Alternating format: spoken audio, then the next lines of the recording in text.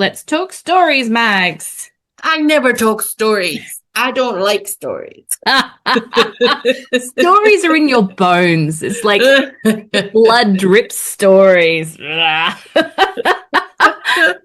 so gross.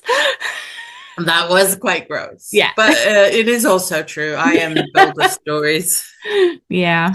And it's everything I do, right? Like from the book to how I support people, and have been supporting people through my business. It's all about story.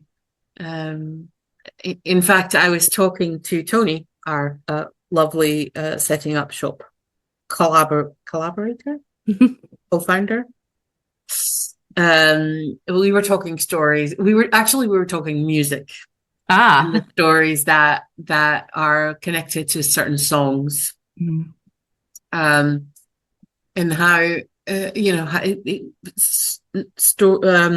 songs can anchor these stories and these memories that we have of things. But I think that, I always say the reason why I find stories so compelling is because this is how our brain processes information, right? It's like we're constantly telling ourselves stories. And it's how we learn, and it's how we take in information, how we make sense of things is telling ourselves a story. And so the more stories we encounter, and especially if they are stories from different perspectives, the more open-minded we can become. I mean, stories have been around for eons, like, pictorial stories to written stories to poetry, everything, songs. It's such a neat way for people to be at the same level. I think, you don't have to have a lot of money, you don't have to be in a social status to be able to tell stories, and I think that also it grounds people. I've always felt like I couldn't tell a story well, but I think it was more because I can't tell jokes. So there's a line there. That is different. But I think I learned that there is more effective ways of being able to tell stories as well. Not for the drama, but I just think for people being able to connect with the story a bit more. And I think that comes with practice of communication and knowing that your stories have value. Well, I think as well, like one of the things that I encounter a lot with people, and I could just imagine that this is maybe also something that you come across, because I've learned how your brain works a little bit. Oh dear. But what I notice a lot with people when they're trying to tell stories is that they want to get all the details in. Because all the details are important, and I hate to tell you, but not all the details are important. And sometimes you don't even have to be chronological, or like Yes, you do. My red flags are going shush shush. You're right. No, sometimes starting the story at the end is much more effective. It all comes down to what is it that you want the story to achieve. And I think that any story that we tell has, like, there's no such thing as an objective story. Yeah. There's a storyteller, right? Like, and so, and especially when we use stories in our lives or in our marketing or wherever, right? Like, we're telling that story because we're trying to make someone laugh, or we're trying to make someone interested in our business, or there's a goal to you telling the story.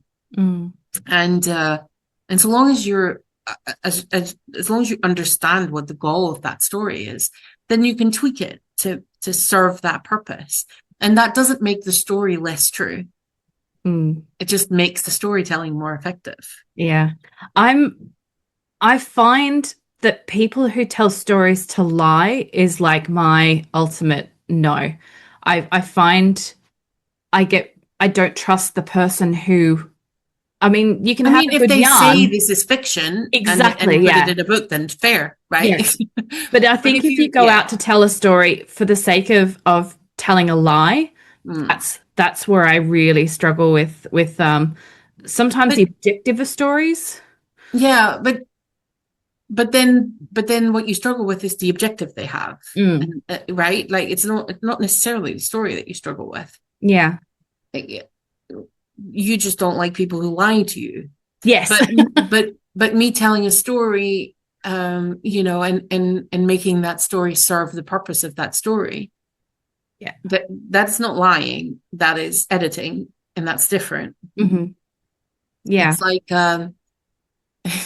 there's certain stories that just work well, right? Like I always say, like, there's one story from my life that works, and it really only works in English, because in English I can tell the story in a sentence before I explain what happened. Mm. But the story is, was once almost killed by a life jacket, and that works because killed and life jacket seem such opposites. Yes.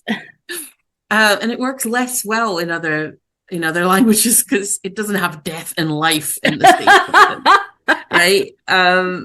But it's a really, and it's not a super interesting story. I was taking sailing lessons. We had to learn what to do when you capsize. They insisted we were a water polo team, so we were all really strong swimmers, Mhm. but we had to wear life jackets. And now, as an adult, I'm like, yes, because insurance. Yeah. But when I was 12, I was like, fuck this. I'm a strong swimmer. What? Anyway, I was wearing my life jacket. I capsized the boat as what I was instructed to do. And then the life jacket caught behind something on the boat. So I was pulled under with the boat as it capsized. Oh, Nothing really happened. I took off my life jacket and I was a strong swimmer. So I swam up. I mean, I swallowed a lot of icky water and I was quite sick. But other than that, I was fine.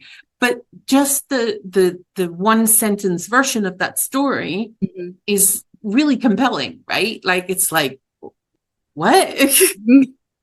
And it's Yeah. because of those words are in it, right? Mm. But um but does it make the story less true when I don't put in all the detail of it? No. It's Mm. just what I'm the one sentence version of that story is just a really compelling hook of this Yeah. to go into a conversation about something. Mm. So, of Can you learn to tell stories? course, Yeah. it's a skill. Because I think I've learnt to, so you have your pitch for business. So you learn Mm. your elevator pitch essentially, and that's the backbone of how you communicate, you know, your business in a couple of sentences. What do you do? But I find life stories, I don't apply that same principle. So it's like I as you say, I want to go into the depths of the story. But And you do that in your business a lot as well. I mean, I love you, Louisa, but how many times have we had conversations where I am interviewing you because I'm writing something for you, and I go like, I don't need to know all this detail, and you go like, yeah, but it's important. I go like, okay, tell me all the detail. I will just take all of it out. But that's just, but that's how your brain works, right? yeah. But can you learn to ignore that? Sure. Do I want Like, to? but it's also because all that detail is also your superpower, right? Yeah. Like, so I mean, you can learn anything that you set your mind to, really. Mm. But I think where it's important that you learn to maybe challenge your storytelling a little bit is the stories that you tell yourself. Because I think what we do a lot in life as humans is that something happens, we tell ourselves a story about it. And the story that we tell ourselves is how you know, that's how we process that particular event.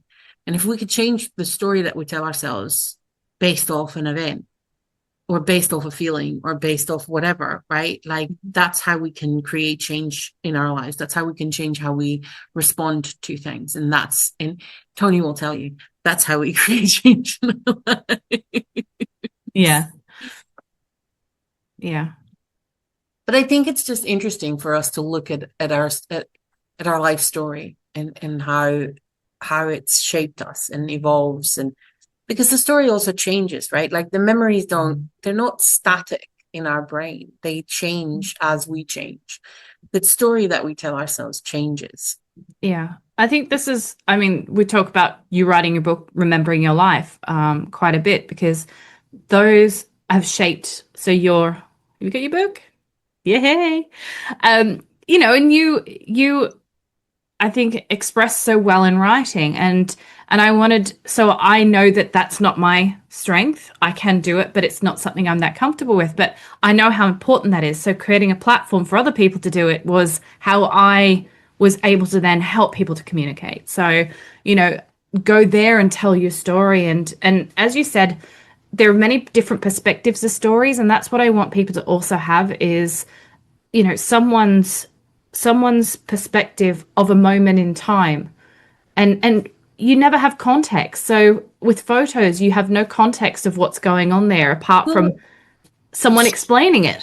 100%. And what I really like about remembering your life as well is that you're you're creating a platform where different people can give their perspective on the same thing. And Yes. so you get all these different interpretations of the same memory, essentially.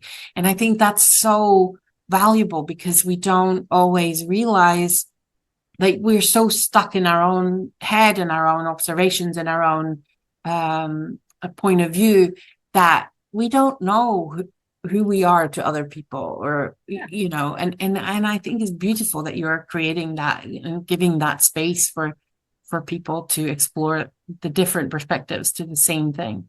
Yeah. And I think as long as you're telling stories, like keep telling them because however you want to tell them, there's no right or wrong answer, but keep telling stories because we're at a precipice where our way of telling stories is changing, particularly with social media. It's getting shorter and shorter, and it's AI suddenly interfering with how we communicate. So it's like the value of stories is so important to try to hold on to right now because it will change. There's no doubt that it will change, and we're going to lose a lot of that backbone of these wonderful stories about people and places and ideas that deserve to be shared.